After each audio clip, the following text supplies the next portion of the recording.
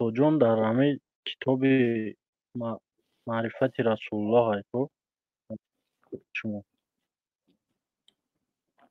بله همینجا استاد منکر بکنشه یا منکر استاد جان های را معناش نگفته منکر منکر و نکیره یا منکر منکر و نکیر این شایع هست، یعنی پهن شدگی است.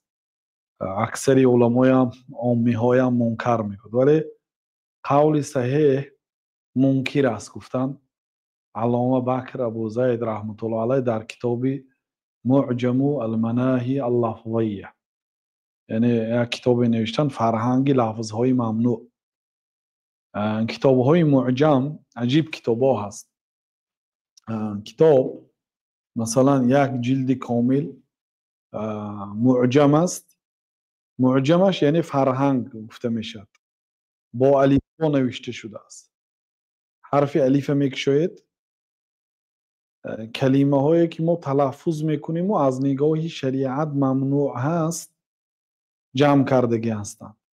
همین کلمه رو استفاده بردنش ممکن نیست، برای آنکه این در شریعت منع آمدگی است، دلیلش فلان فلان. در همون کتاب در حرف میم منکرم منکر آوردم، که منکر در بین مردم اگرچه پهن شده هست ولی قول صحیح منکر است گفتم، منکر و نکیر گفتم.